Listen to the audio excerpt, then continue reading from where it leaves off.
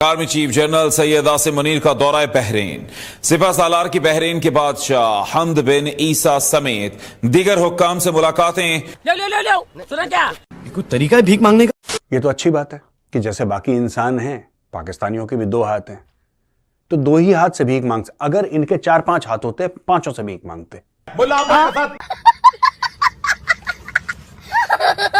पाकिस्तानी और कोई काम अच्छी तरीके से करें ना करें, भीख मांगना, आतंकवाद फैलाना और अपने बच्चों से झूठ बोलना, इसमें पाकिस्तानियों का कोई कंपैरिजन नहीं है वर्ल्ड वाइड। दिल बड़ा दुखता है सर। इस्लाम के नाम पर यह मुल्क बना है, इज्जत से जिंदगी गुजारने के लिए यह मुल्क बनाया गया था।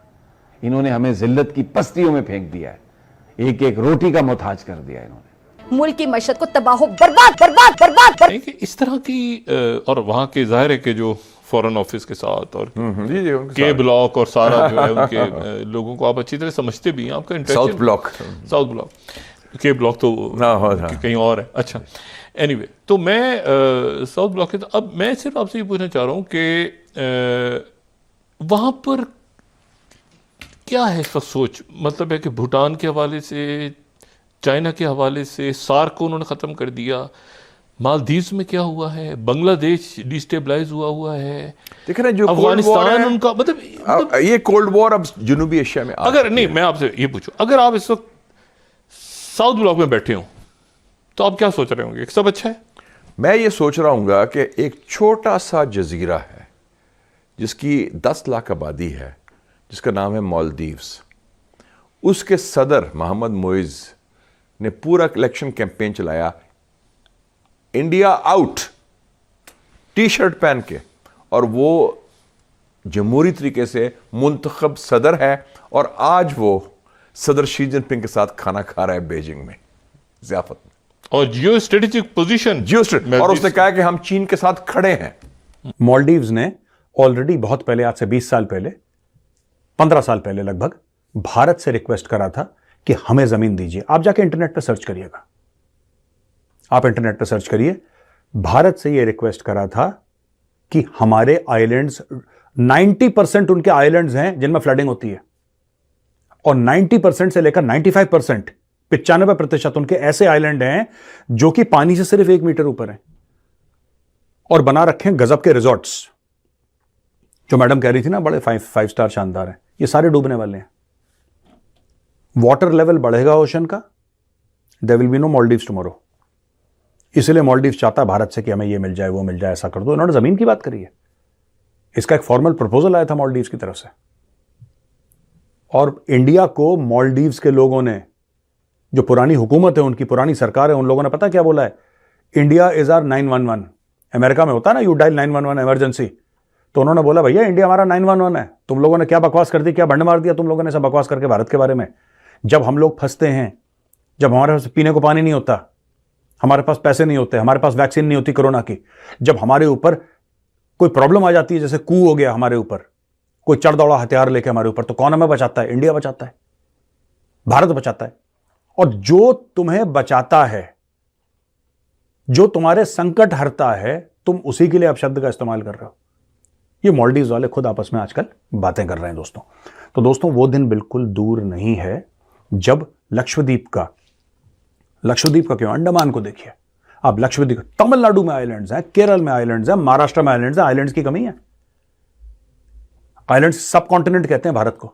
मालदीव्स के प्रेसिडेंट चाइना के विजिट पर हैं। ये विजिट एक ऐसे वक्त में हो रहा है कि जिस वक्त इससे पहले इंडिया और मालदीव्स के बीच एक नया इशू, एक बहुत बड़ी एस्केलेशन सामने आई, जिसमें इंडिया की तरफ से बाकायदा एक कैंपेन चलाई गई कि बॉयकॉट मालदीव्स। और सिर्फ यही नहीं कि जुबानी जमा खर्च था, बल्कि इसमें हमने देखा कि हजारों की तादाद में बुकिंग्स कैंसिल हुई और टिकट्स कैंसिल करवाई गई। तो मालदीव्स के जो टूरिज्म है, उसके ऊपर जो फर्क पड़ रहा है और पड़ने वाला है, उसके ऊपर वहां के लोग भी चीख उठे, और वहां के फॉर्मर एमपीज और इसके अलावा मिनिस्टर्स और अथॉरिटीज ने ये कहा कि जो कुछ हुआ है वो गलत हुआ है।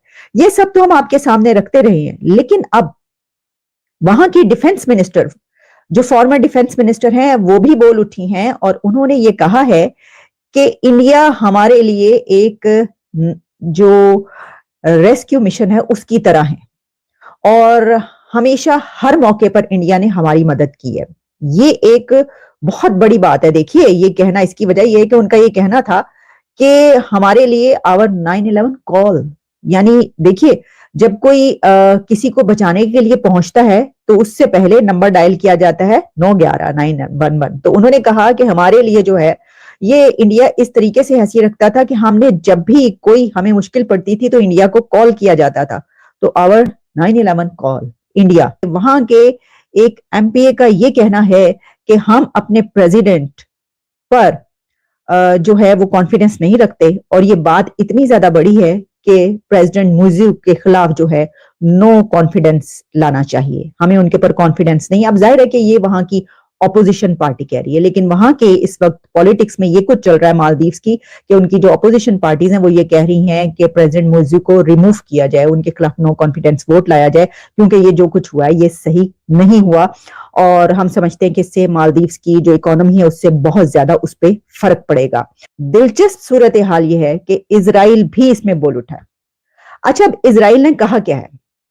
इजराइल ने जो बात की है ना, वो बहुत ही एक की पॉइंट है, और वो ये है कि उन्होंने कहा कि लक्षद्वीप को हम इंटरनेशनल डेस्टिनेशन बनाने के लिए और एक टूरिस्ट स्पॉट बनाने के लिए मदद करेंगे इंडिया की। ये कोई पहली दफा नहीं है कि उन्होंने ये बात की हो, यानी कि लक्षद्वीप को जो है वो डेवलप करने के लिए इससे पहले भी इंडिया और इजराइल के बीच गुफ्तगू होती रही, ये बात चलती रही, क्योंकि इजराइल के पास ये कैपेसिटी है कि वो वहां पर जो खारा पानी है उसको ड्रिंकिंग वाटर, पीने के काबिल बनाने के लिए वो सब ये प्रोवाइड कर सकता है इंडिया को। तो अब उसने इस मौके पर ये क्यों कहा है, सोचने वाली बात ये है। इजराइल इस मौके पर ये बात इसलिए कह रहा है क्योंकि जिस वक्त भारत के वजीर आजम नरेंद्र मोदी साहब के खिलाफ ये जो अल्फाज इस्तेमाल किए गए उसमें इजराइल पपेट भी इस्तेमाल किया गया, तो उसमें मालदीव्स के उन लोगों की तरफ से, मिनिस्टर्स की तरफ से जो इजराइल का बाकायदा नाम लेकर बात की गई थी, तो उसमें तो इजराइल शामिल हो गया फिर। तो इस वजह से इस वक्त इजराइल का इसके अंदर बोलना बहुत जरूरी था।